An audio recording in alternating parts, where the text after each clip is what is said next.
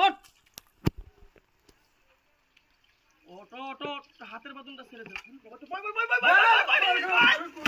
ও মা, আমি মাপ চাইছি মা।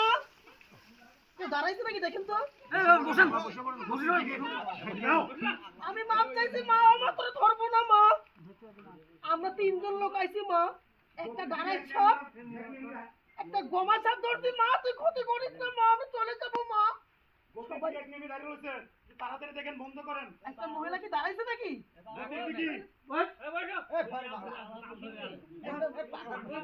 সালাম দেন, আসসালামু আলাইকুম।